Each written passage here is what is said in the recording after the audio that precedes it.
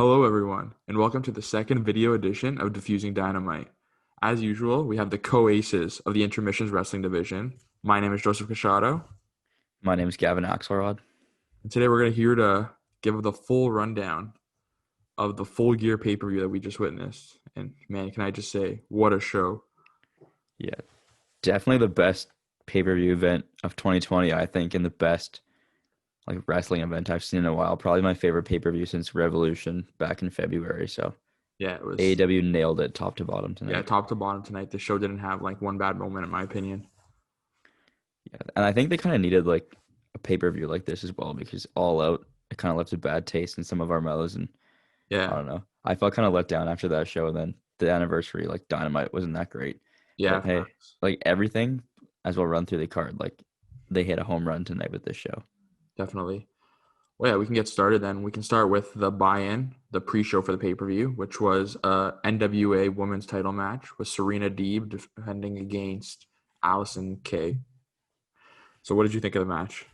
I thought it was a pretty good match. Obviously, two veteran competitors was pretty good. And I Mhm. think obviously the bigger story that everyone's going to be talking about is Serena won the match, but then Thunder Rosa came out at the end, Yeah, which was awesome to see her again. we were saying during the match that this was definitely the best buy-in we've had for the entire pay-per-view, like for any pay-per-view in the past, without a doubt. Deeb and Kay killed it this one. But yeah, Thunder Rosa coming back. So, do you think she signed to AEW?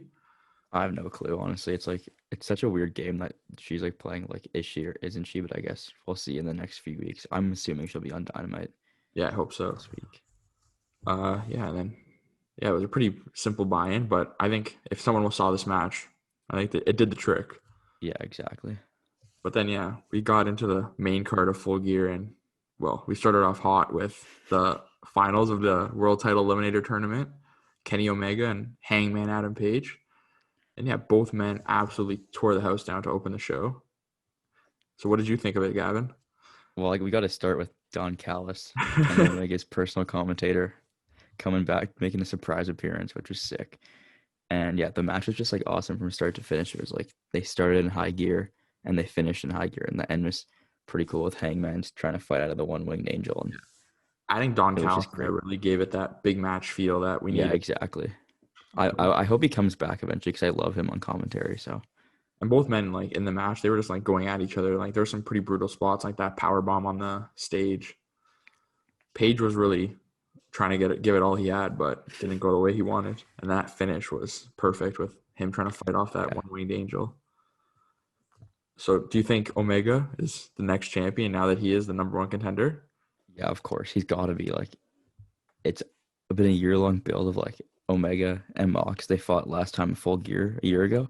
This Full Gear, the show ends with them facing off, which we'll get to later. But it just Yeah. it just right the story writes itself. Do you think they hold off until Revolution to have this match, or I don't know because I guess if Mox is going to go to Wrestle Kingdom, then they could take the belt off him before. But I would rather see it at the pay-per-view because I would buy the pay-per-view just for that match. I know it's just. Do you really want to? If he goes to Wrestle Kingdom, I guess you can't have him lose then if he's still a Yeah, champion. exactly. So he's got to lose the belt before, but I don't know. Guess we'll see. Definitely. But yeah, up next on the card was Silver versus Orange Cassidy. your boy John Silver. Johnny Hungee. What was supposed to be a filler match, kind of Yeah, it was a comedy. cool down. This match had no right being as good as it was, Yeah, it and was I just enjoyed it. two comedy guys in AEW just kind of having fun out there, but they ended up putting on a killer match. Yeah. Well, Silver dominated for most of the matches. I was really into him winning because I think in my eyes he earned the right to go over Orange Cassidy just because he's so over and Yeah, definitely. it's rare that you see a wrestler who loses a match and their character isn't hurt at all. Silver's not hurt at all from this, so Yeah, I just agree. it's crazy to see how naturally he got over with the fans. Yeah, his character work was just so well in the match, ripping the pockets of Orange Cassidy out. What a brilliant idea. But yeah, the It was match went. awesome. Yeah, it was way better than I expected. We both wanted Silver to win just Silver, because I think we're kind of sick of Orange Cassidy to a point. Not yeah, sick of him, but this was probably Cassidy's best match I think since Pac. Just because these guys have such great chemistry and there was nothing was overbooked. They just wrestled. yeah. OC has been kind of shoved down everyone's throat recently though, so it's kind of time to cool off on him a bit for a little while now, I Yeah, think. Wait, that was a good filler match. And then up next was the TNT title match, I believe, right? With Yeah, Cody. which you had high hopes for. So I did have very take high this one. hopes for. I wouldn't say those hopes were lived up to too much, but yeah, Cody defending the title against Darby Allin. I don't know. I'm a big fan of Darby Allin, and I like Cody. I think he has great charisma, but at the end of the day, he's Mr. 3 stars. Couldn't Yeah, get it. something about the match, like it didn't click for me. I don't know. It was just Cody something, worked. yeah. It felt rushed kind of way. Like it just didn't. Yeah, They didn't get a chance to really get their spots in. and I think both of us agree. Like the lowest point of the show is the post match beatdown. Like you have this new champion, and you want to usher in like this new era of like Darby Allin's a leader. He's the face of TNT, and then you have Team Taz beat him down. Like But you they didn't even even get to celebrate. staled it when they had the whole like Cody could have just handed him the title, left the ring. Yeah, Like he just kept sticking around. It felt like it was being so like keeping Cody in the spotlight a little longer. And then yeah, the whole yeah, Team Taz thing didn't make sense to me. Why do you have like this new champion? You're supposed to make the new like face of your mid yeah, card or the H exactly. championship according to Cody, and then you have him get beat down by Team Taz right away. But your boy Will Hobbs came out to save the day. It wasn't who you were hoping for, Yo, but dude, I was hoping for Sting so badly. you wanted Sting this whole show. You had him I was written. saying Sting every time there was a chance for a run in. I was like texting him like, "Yo, it's gonna be Sting. It's gonna be Sting." You even had It Sting in wasn't Sting, and it wasn't Pac. you had Sting in the Elite Deletion match. I know. I'd Yeah, Sting at every chance. Like, we didn't get Sting tonight. We got Will Hobbs, but I don't know where they're going with this. Like, I mean, yeah, I don't know. Like, I don't want I want Cody and Darby to like separate for a while. I don't need them together. I just wonder what they're gonna do with Cody if he's not in the title scene. Well, I like this tension too with Team Taz that they were playing with, like when Ricky Starks and Brian Cage both picked up the title. That could be interesting to see Yeah, where that goes. I like Ricky Starks a lot. He's really grown on me since being. Yeah, I wouldn't I mind like seeing him and Darby go at it again. that'd be sick. That'd be a good feud for like either like one of the special because the next pay per view is 4 months away, so there's probably gonna be a special or two. So Mhm. either at the pay per view or on a special would be sick. Yeah, I don't know what they're doing with Cage though. I don't know. I feel like he doesn't really fit into that TNT title picture. He seems a Yeah, I lot know. I'd more. rather have him as a heavyweight, like or the world championship But then class. I don't know if I see how he gets in there now with Omega Mox. I feel like that Yeah, division, that title picture set for like the next year, in my I mean opinion. Omega versus Cage would be a sick match if it Mhm. happens. It'd be a sick challenger. Yeah, but yeah, I mean, I'm not going to complain too much because at the end of the day, Darby's the champion. Yeah, exactly. So it'll Your be hope interesting to see where he goes from here. Cody's fall has finally happened for you. Yeah. But yeah, next on the card we had, if you want to introduce that, Gavin. Yeah, Nyla Rose versus Hikaru Shida for the AEW Women's Championship. Another really great match. Yeah. One Nice thing to I see want to say that because we pointed out during the match that was like one thing we forget considering how bad Sheeta's reign's been is that how good of a wrestler she really is. And she reminded us all tonight because throughout the match I had no expectations because of how badly booked the feud was leading into this. But they have great chemistry and they just absolutely went at it in the ring and it was good top to bottom in my opinion. yeah, I would agree. And it's like I guess it's that saying it's like they're both wrestlers. Like they had 2 weeks, I think, of build and they just like had a great match. And then there was some storytelling at the end where Vicky slapped Nyla in the face and is Nyla gonna be a good guy now or is she gonna be a bad guy? Like who knows? Yeah. But yeah, I was I slightly was confused honestly by I that. was expecting them to like reset the division here kind of and have like Nyla win, but this was a really good match for Sheeta and I hope they Yeah. just go up from here. She looked really dominant tonight. Like I found that, and hopefully they Mhm. build off that. That finish was great, where she just kept hitting the knee. Yeah, that was sick. Well, they gotta run with it. Like they'd be so stupid not to run with like the momentum from this pay-per-view. Yeah, it's time to build that women's division up and see an Yes. opportunity. But yeah, like as you were saying, the post match, I don't know. I was kind of confused by it. They kind of just put Vicky as her manager, not even like few months ago. Yeah, it was like the first big match where Vicky was involved. Yeah, and it just feels like they're writing her off already. Like what was the point of ever bringing her in if you're just gonna? Yeah, I don't know. It Unless doesn't it's really, like Nyla Rose is gonna develop a new attitude or something. yeah, unless Like, it's like they're building her up as like a more dominant. I feel like that's what she's been already, but yeah. try to trust TK. So yeah, that was a surprisingly great women's match from AEW, fixing up the division. And then up next on the card, Yeah, well, up next on the card is the match that Matt Jackson swore the wrestling world would rejoice over when the Young Bucks faced FTR, and boy, did it ever deliver. For me, like I saw a lot of people saying that they didn't like it, but for me, it what? was like great storytelling, like really slow burn, and then by the end, amazing finish. It was chef's kiss. It was just, in my opinion, this is the best tag team match I've ever seen. I can't believe we complained. Like I was like texting Joseph during the match, and I was like, man, it's missing something. Like it's slow It's and not it's got to getting kick into going. high gear. And then Nick Jackson had the hot tag, and I was like, After here we that go. hot tag, it never slowed down.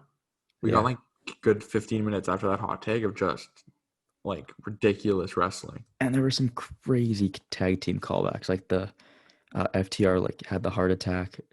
They did the Steiner brothers finisher, which is like their era. The And then the Young Bucks did. spear through the ropes was crazy. Yeah, that whole sequence was just. The Young Bucks did 3D and the Hardy Boys, and then FTR had a crazy callback to their NXT days, and they did hit DIY signature move, which was just awesome. I popped for that. I can't even lie. Yeah, I fully popped it for was that one. sick. I didn't The expect. only team we missed in this match was the Motor City Machine Guns. We didn't get anything out of them, but it Those was just callbacks are crazy, and just the pure storytelling. Like one point in the match that really stuck out to me was with Dax's hand being hurt and Matt's leg.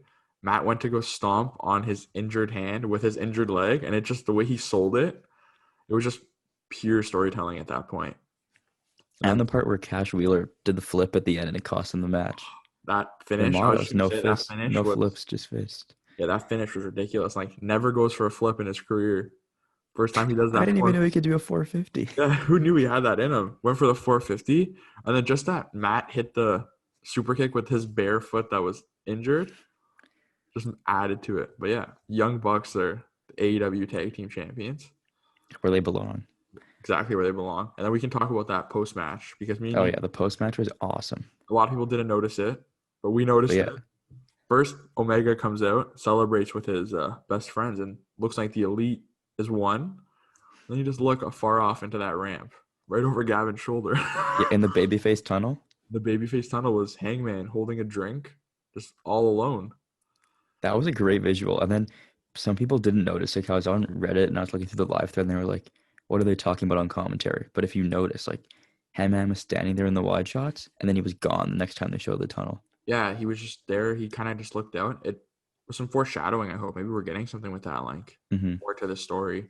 I think he's jealous. Like I think it'll come off that like since he saved the Young Bucks on Dynamite last week, it'll be like he didn't want to go out there because Kenny was there first, and he lost to Kenny, and they're not a tag team anymore. Yeah. What do you expect from this? Do you see like Omega and the Bucks aligning themselves together now?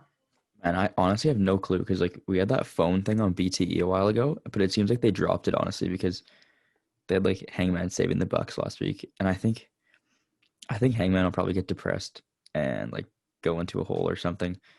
I don't know what he'll do, but Kenny's like obviously trending upwards. Yeah, Who knows one thing what'll I'm happen with confused about Hangman? though was not confused. I'm just like curious what they do with it. It's just we kind of saw them as heels leading up to this, both the Bucks and Kenny. Where tonight they came off as baby faces, in my opinion. And I just feel like it's gonna be Hangman that's gonna be the one that turns eventually. That's the No, I vibe I think got from tonight. you'll probably see like starting on Dynamite this week, Cocky or like the three of them because the Young Bucks are the champions. They'll tell everyone, "Oh, we bet on ourselves and we won. Like we're the best tag team ever." Kenny is Kenny. He'll be, Mhm. I enter tournaments and I win. Like I'm a tournament guy.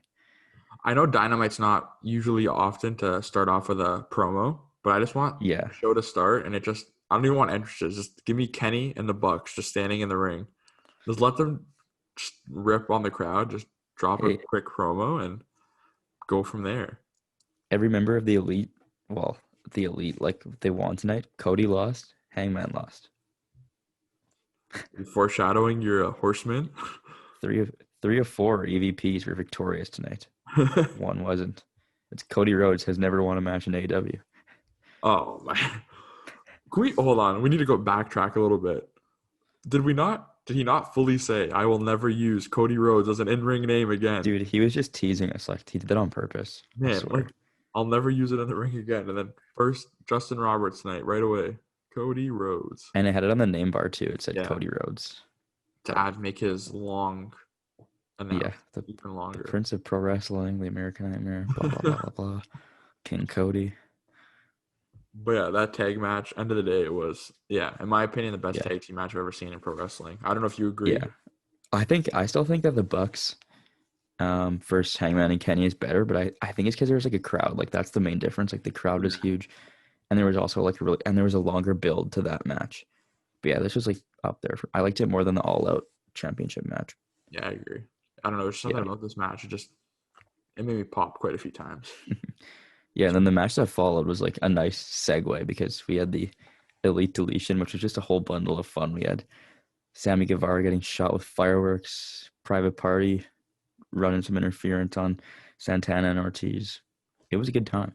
We got to be honest. Leading up to this, Gavin was very into this. He was like, "This is gonna shock you. It's gonna be great." But I didn't want Sammy or Matt near each other anytime soon. But I'll admit, I really enjoyed this, and I felt it was like the perfect thing to put on such like a pure wrestling card, where it was so much of just like good wrestling matches. You need something like this, just kind of cool you down before those like final two matches. They did a great job. Yeah. There were so many fun spots in this match. And I think a lot of people will probably hate it because like people hate pre-recorded matches. It's been overdone, but this is like, as you said, the perfect like cool down where it's like Yeah. still entertaining, but it's not like boring where you're like, oh, I can go skip this match and go get a drink. What do you think of what happens now with Sammy? Because we were both saying like something's got to happen here. Like, I think he'll be off TV for a while, and he'll probably come back when like this. We'll talk about it like MJF with the Inner Circle. I think Sammy versus MJF is going to be the first yeah, I agree. match there. It just MJF, makes sense. I mean, Sammy as a babyface needs to happen because we got some kind of foreshadowing of that on Dynamite this past week. Yeah, I I was think telling Sammy you, will be the first defector from the Inner Circle. I could see that happening. Mhm. Him and Wardlow. That's what I was gonna say. Him and War Dog would be sick. But yeah, that Elite Deletion, yeah. I don't know, any spots you want to highlight that you really stuck out to you in that match? Just the fireworks are hilarious.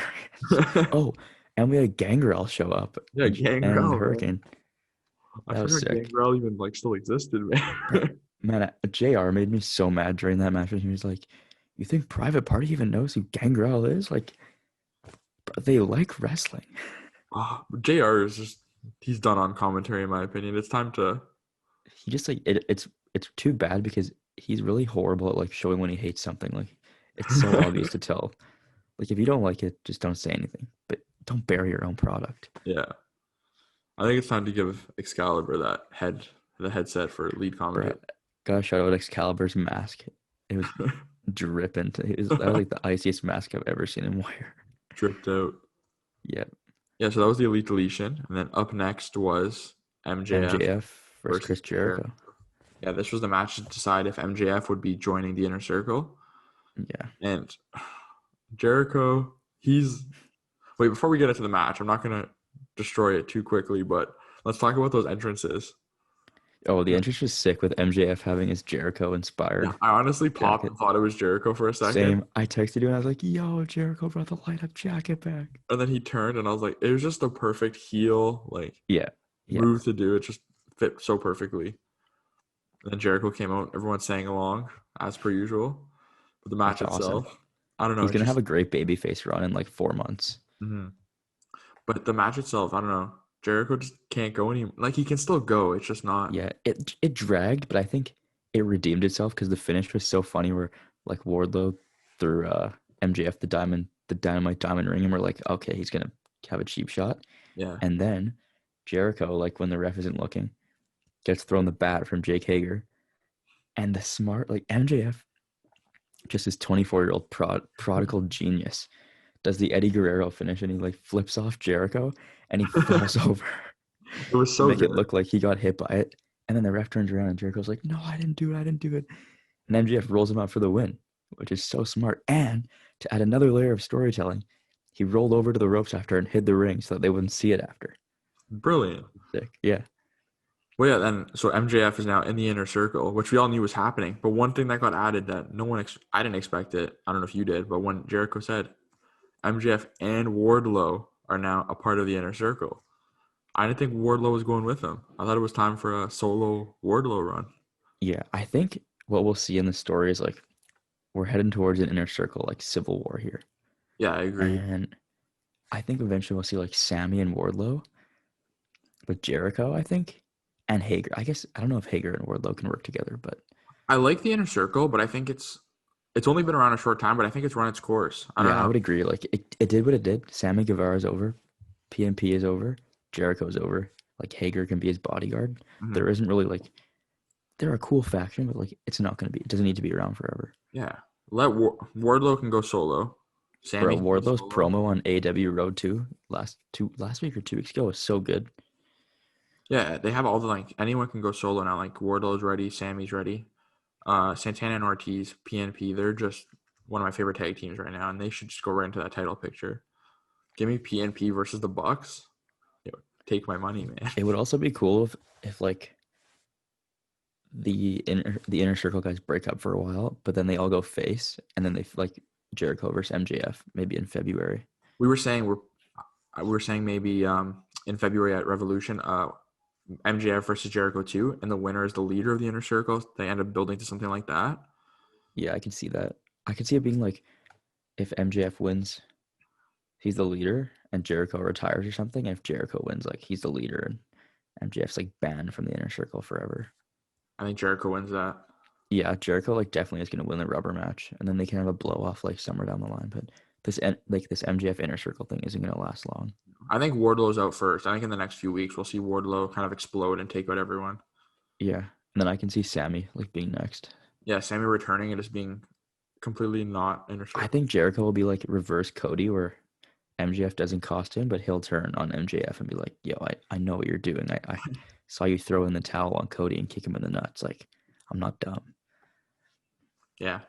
So what was next on the card, man? Main event. Eddie Kingston and John Moxley. The I Quit match. Man, I gotta start by prefacing this. Stop capping on Eddie Kingston's gear. He's honoring Misawa. And like I saw so many people who were like, "Oh, Eddie Kingston looks like the Spirit Squad." Like if you just took 2 seconds to look up your wrestling history or turn on Twitter, you would get it. Man, it was fire, man. Like it was such a good like tribute. Yeah. You know, And you had the Tracy Smothers tribute as well, which is dope. yeah. And Mox came out ready for war. And these two Kingston guys, just like lives the gimmick. Like yeah, he does. it's real. Like everything that Eddie does, it's real, and he's serious about it. It's not like, oh, he's gonna lose the match. He's gonna go on Twitter and like, oh, we had a great match. Like, let's hug it out in the back. You know, like we know that he's friends with Mox, and like that's all we need to know. We had high expectations for this match. We expected them to go out there and absolutely just destroy each other, and they did. And they did, yeah. But I think the best part about it is like I'm used to these WWE I Quit matches where you got like Batista and John Cena and like that's what I remember the most. Through the stage. Yeah, through the stage. But like this match was like mostly in the ring. There was some stuff around the outside, but it was like they beat each other down in the ring. My favorite spot was when Eddie Kingston poured the alcohol rub. Yo, that was so Moxley's open cuts. Man. Like it's actually so smart. Like why has no one ever thought of that before? Yeah, the fact that no one ever thought of that, like that was ridiculous. Yeah, and like the barbed wire stuff was sick. Like they did a lot with very little. That makes sense. Yeah, like they didn't even use that many weapons, which I found like it was pretty much just the chairs, thumbtacks, rubbing alcohol, and the barbed wire. So it wasn't like overbooked, but yet it was still like so brutal. We had one table spot. We had 2 table spots, I think, on the whole show. Oh, that's true. Yeah. Yeah, it was cool. Though I was saying to you when we were talking during the show, one of my favorite spots in this match was when Kingston grabbed the handful of tacks and just slapped Moxley across the face, and it wasn't even intentional, but he got 2 tacks right in his forehead, like just sticking out, and it just added so much as he was locked in that submission. And yeah, but the match itself that kept going on, and then eventually we saw the very move from Mox where he got the barbed wire wrapped around his arm and locked in the bulldog choke, and that's a crazy way to win. And then surprisingly, we never thought it happened, but Eddie Kingston said, "I quit." Yeah, he let Ruthie down.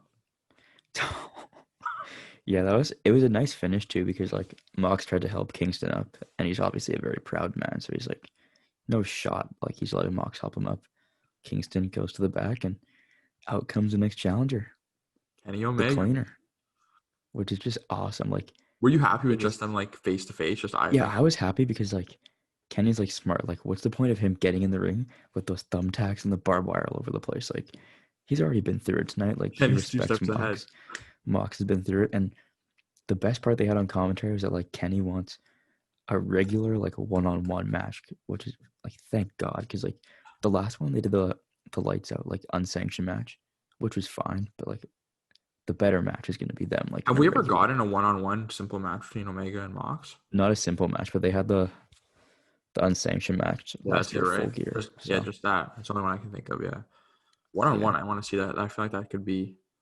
I We'll think get to it'll be see really Mox good. really go too. I feel against an opponent like Omega. Yeah, of Kenny's caliber, I guess. Like the only other really good opponent I can think of is like Brody Lee is like his best in Yeah, ring guy so far. But and then I was saying to you on text before, like we haven't seen like the same finish twice for Mox. Like yeah. during this championship reign, which is cool. Like if he's hitting the paradigm shift, it's sometimes clean, sometimes it's like you saw in the MJF match where it's like off a distraction. Mhm. Tonight was the bulldog choke with the barbed wire, and it's pretty versatile for a guy who's been champion for almost coming up on a year. It's pretty fresh still. He's had a killer title reign in my opinion. It hasn't gone in stale at Yeah. all. Like he's carried that title well. Best But yeah, wrestler in the world. I really hope Kenny beats him, and we don't have to do this like New Japan thing again, where he chases the title for a few years, Yeah. loses, like just win on the first try because they're the best wrestler in I the think that's world. what they're going for here. It just seems like they're really booking him as the greatest wrestler in the world, which is Yeah, what he is. and it's like Mox has barely gotten by like in any of these matches. Like some of them, there was like the one against Lance Archer, he like rolled him up for the finish. Yeah. The Lance Tonight it was the Archer one, the bulldog choke. Brian Cage one, Yeah, it took someone throwing in the towel. Like, exactly. Like he's been the champion for almost a year. He's got to be gassed, and like if he has to go an hour with Kenny Omega, can he survive at this point in his reign? I don't think so, man. But can only wait and see. Exactly. Omega, hopefully, next champion. And yeah, so what do you expect for like the fallout of the show in general? Like, do you have any high expectations? Man, I guess my highest expectation is I really want to see Pac back in Dynamite over the next few I weeks. agree. I think he needs to come back on Wednesday. Yeah, well, Tony Khan was saying this week in an interview, he's like, the problem isn't getting him here, it's getting him home because I guess the border restrictions. But like, Yeah.